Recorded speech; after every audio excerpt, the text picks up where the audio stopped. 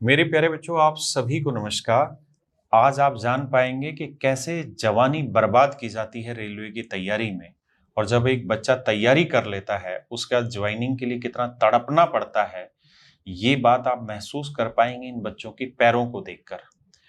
गरीबी में कहते हैं आटा गीला, इसका सही उदाहरण इन बच्चों के साथ पेश होता है। चप्पलें घिस जाती हैं और उन घिसी हुई चप्पलों के साथ जब ये सफर करते हैं तो चप्पलें भी चोरी हो जाती हैं।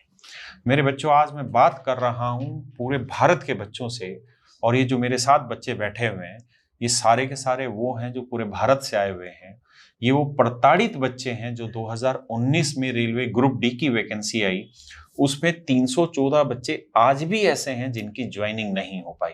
मैंने आज तक तो नहीं कहा, लेकिन आज जरूर कह रहा हूं कि इस वीडियो को अंत तक जरूर देखिए, क्योंकि जो आज इनके साथ हुआ वो कल आपके साथ भी हो सकता है। मेरा नाम उजित कुमार हुआ और बिहार का जहानाबाद डिस्ट्रिक्ट से मैं बिलोंग करता हूं और मेरा गांव अलागंज गांव है। ये काफी छोटा गांव है। ये क्या नाम बताया आपने? मेरा नाम उजित कुमार हुआ सर। उजित कुमार, बिहार से? जी सर। ये जूता कैसे फटा हुआ आपका? सर ये जूता मैंने 2022 में लिया था, पर काफी अथक प्रयास करने के बाद रेलवे अधिकारी से मिले, जन जन इतना भटके कि मतलब दिल्ली से लेकर कर्नाटक तक इतना गए जितना कुछ कहना नहीं सर। ये जूते 3 सालों में इतना बार पहने, मतलब इतना भटके जिसका कुछ कहना नहीं है सर।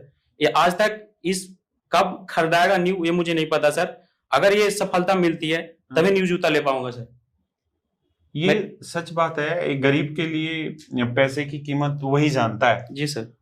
और आप कितने सालों से इस एक नौकरी के लिए, जबकि सिलेक्शन हो गया, सारी चीजें होगी, मैं इसके बारे में डिटेल में आपको बताऊंगा, और उसके लिए भटक रहे हैं। माँ बाप कहते नहीं है कुछ इन चीजों के लिए कि यार आप भटक रहे हो, अब नहीं देनी सरकार ने नौकरी, सरकार ने धोखा दे दिया आपको? सर कहते हैं, पर मैं यही कहता हूं कि सर पे बिलीव है और अपनी संघर्ष पे बिलीव है। जितना अपनी लेवल होती है उससे ज्यादा करता हूं, पर क्या किया जाए, नहीं हो पाता तो आप जैसे लोग मोटिवेट होते हैं, फिर आगे आकर के काम करने की कोशिश करते हैं। ये ऐसे शिक्षित नौजवान है ना जो हर जगह से प्रताड़ित है। हर जगह से जब ये बेरोजगार हैं तो अपने परिवार, पूरे समाज से प्रताड़ित है, और शिक्षित होकर तब सोचिए 2019 से अभी 25 चल रहा है, 5 साल में सरकारें बदल जाती है, सरकार दोबारा बनता है, और ये लड़का सब अभी 19 से 25 6 साल से खाली भटक रहा है ग्रुप डी के नौकरी के लिए। और सब कुछ पास होने के बाद, ऐसा नहीं है कि ये फेल वाले बच्चे हैं, हाँ, सिलेक्ट होने वाले बच्चे, सिलेक्ट वाले बच्चे हैं, और सिर्फ इनको ज्वाइनिंग लेटर नहीं दिया जा रहा है। ये बच्चे हैं, अब ये प्रताड़ित नहीं तो क्या है सर? हमारी गलती क्या है? आपने रेलवे नोटिफिकेशन निकाला, आपने कहा कि 65 नंबर लाना है, बच्चों ने 65 नंबर ला के दिया। बच्चों ने रेलवे ने कहा कि 100 मीटर दौड़ना है, मैंने 100 मीटर दौड़ा। रेलवे ने कहा कि 1 किलोमीटर 4 मिनट 15 सेकंड के अंदर आना है, तो उन्होंने मैंने 4 मिनट 15 सेकंड के अंदर ला के दिखाया। फिर रेलवे ने कहा कि ये स्टैंडर्ड होना चाहिए, उस स्टैंडर्ड में हम लोग फिट पाया। तो सर हम अब क्या करें? जितनी कैपेबिलिटी होती है उतना मैं कोशिश कर रहा हूं, और पास करके भी दिखाया। तो सर अब हमारी गलती यहाँ पे कहाँ है? ये तो सरकार देख सकती है, या फिर जो रेलवे डिपार्टमेंट बैठे हैं वो देख सकते हैं कि हमारी कमी कहाँ है। जो आपने कहा वो मैंने फॉलो किया, अगर अनफॉलो करते तो हम अवॉइड कर दिए जाते। सर आज तक मैं बता दूं, एक नॉर्मली डाटा 2022 के बाद हम लोग 23 में कंप्लीटली फुल्ली कर लिए। 10 मार्च 2023 को मेरा मेडिकल हो गया। उसके बाद से अभी हम लोग मतलब 4-5 जने मिल कोर टीम है हमारी, 7-8 टीमों का, उसमें हर एक पॉइंट को बारीकी से, मतलब पढ़ाई कम, नोटिस पे ज्यादा ध्यान रहता है कि हमारा साल हो गया। जी सर। आपका सब कुछ फाइनल होने के बाद भी 2.5 साल होने के बाद अब हमारा ऐसा दिन आ गया है कि सर पढ़ाई कम, नोटिस पे ज्यादा ध्यान रहता है। क्यों? क्योंकि लगता है कि ये नौकरी अगर हो जाती है तो आगे जाके कोई और नौकरी की तैयारी करेंगे ताकि बेस्ट होगा, पर ये पॉसिबिलिटी नहीं हो पा रही है सर। एक गरीबी इंसान गरीब ही जानता है, पर उसको दर्द को कौन समझता है? अगर समझ को जाता है, जैसे आप जैसे टीचर जो समझ जाते हैं, वो बच्चों को प्रोत्साहन करके आगे की ओर करके वो नौकरी देने में हेल्प करते हैं। अगर ये रेल मंत्री हो या फिर किसी भी विभाग में हो, अगर ऐसे चलता रहा तो देश को क्या होगा? आखिर गांव के छोटे छोटे बालक कैसे पढ़ते हैं? सर मैं आपको बता दूं सर, मेरी हमारी जो कहानी है, मैं 6 में 10 किलोमीटर साइकिल चला करके 8 तक गया, मतलब 10 किलोमीटर आना, 10 किलोमीटर जाना। मेरा रागंज गांव हुआ, वहां से 10 किलोमीटर मखदूमपुर पड़ता है। मैं वहां जा करके मतलब साइकिल से, सुबह में 8 बजे क्लास होती थी, साइकिल मतलब सुबह में 7 बजे हम चल जाते थे। मम्मी खाना दे ना दे कोई मैटर नहीं करता, पर हम साइकिल चला करके 10 किलोमीटर आते थे या 10 किलोमीटर जाते थे। फिर मैंने 10th किया यहाँ मानस इंटरनेशनल स्कूल है जहानाबाद में, फिर मैंने ट्रेन से किया। मेरे फादर किसान है, फिर मैं वहां पे भी गया। मैं वहां पे पैसे ना की वजह से रिजल्ट नहीं दिया जा रहा था, और एक मेरा दोस्त था, उन्होंने कहा कि मैं पैसा देता हूं। पैसा दे करके 10,000 मेरे पेंडिंग जो थे 19,000 रुपये पेंडिंग थे, उन्होंने 10,000 रुपया दे करके उन्हें रिजल्ट दिखवाया। मतलब समेटिव में कहानी चलता था, फॉर्मेटिव समेटिव, तो वो पैसे दे दिया गया। और उसमें मेरा क्या हुआ था, उसमें ओलंपियाड हुआ था, तो ओलंपियाड में हमने गोल्ड मेडलिस्ट था, तो उसके कारण प्रिंसिपल जो मिले हमसे तो 10,000 उन्होंने माफ कर दिया था। और फिर उस एक साइंस एग्जीबिशन हुई थी, एसडीएम आया था, तो उसमें भी मेरा 2nd रैंक था। तो उसमें फिर हम लोगों ने, सर ने बुला करके मुझे अवार्ड दिया, और गोल्ड मेडलिस्ट होने के बाद उन्होंने पैसे को डिक्रीज कर दिया। मानस इंटरनेशनल स्कूल जहानाबाद का है वो, वहां से मेरी विचारधारा फिर चला 12th का। मेरे ऐसी कहानी सर कि एक भैंस गाय होता है, उसे बेच करके मैंने पैसा बाप ने लगाया, लेकिन क्या किया जाए, अभी तक मतलब सक्षम नहीं हो पाए। बाप मतलब कोशिश करते हैं हर तरह से, मैं भी कर रहा हूँ, लेकिन आउटपुट नहीं निकल रहा है। कहां से करूं ना करूं, पैसे की इतनी तंगी है सर, जिसका कुछ कहना नहीं है।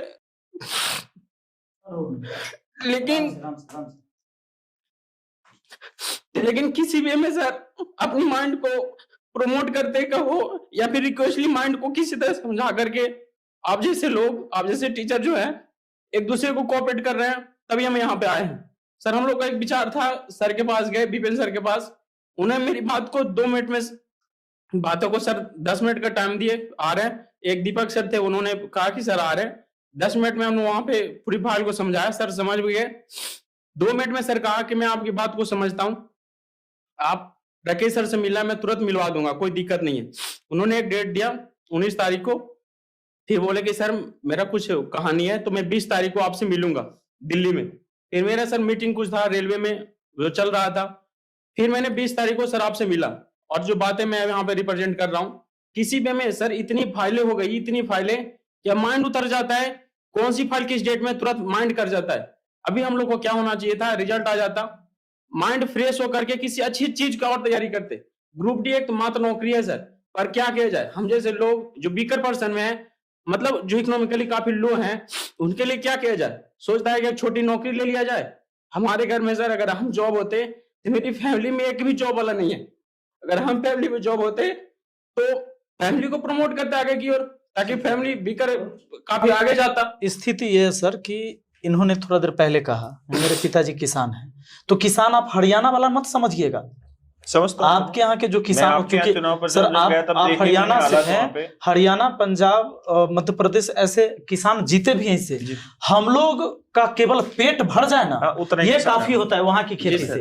पेट भी सबके नहीं भरते, हमारे यहाँ खेती करके सबके पेट नहीं भरते, खुद के परिवार के, तो वो नहीं होता है कि हमारे यहाँ ये जो कहा, समझ लीजिए मजदूर हैं या मजदूर से नीचे के लोग जी सर। और मैं आप सबको भी एक ही चीज कहना चाहता हूं कि आप इन बच्चों का अगर दुख दर्द में कुछ मदद करना चाहते हैं ना, तो सिर्फ एक मदद करिए कि इनकी बात को मन करके ध्यान से सुन लीजिए और अपने हर भाई तक पहुंचा दीजिए इस बात को, बस उतना ही आपको करना है।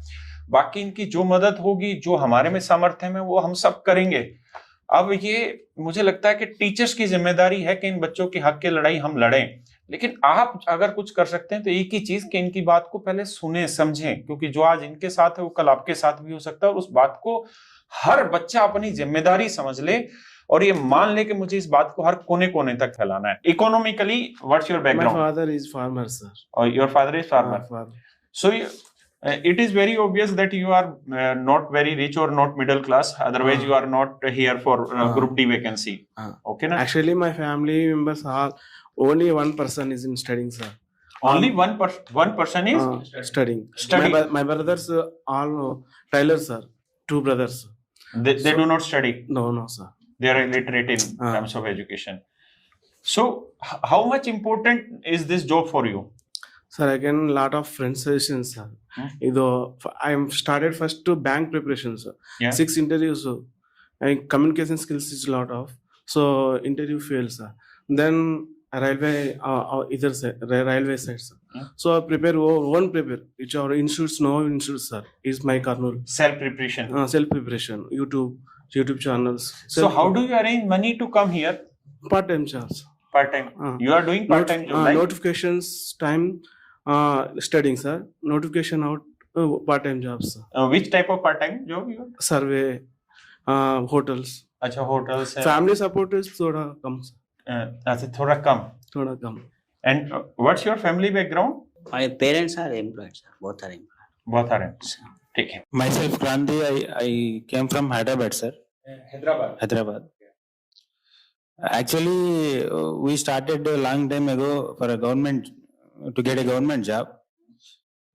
We had a thought that clearing prelims or some mains, we will get a job.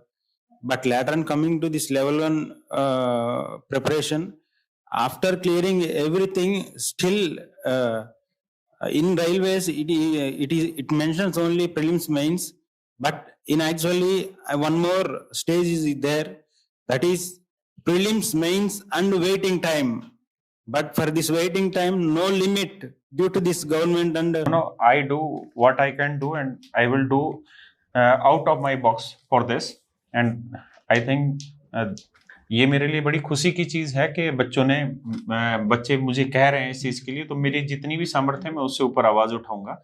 और मैं समझ सकता हूं कि आप हैदराबाद से हैं, आप कर्नाटका से, आंध्र प्रदेश से, इतनी दूर दूर से बच्चे आ रहे हैं और वो परेशान हो रहे हैं. और मैं आपसे ये जाना, I just want to ask you, what is your age right now? 35 sir. 35. And you start preparation on which date? 2017 you are preparing. So it is around 8 to 9 years back.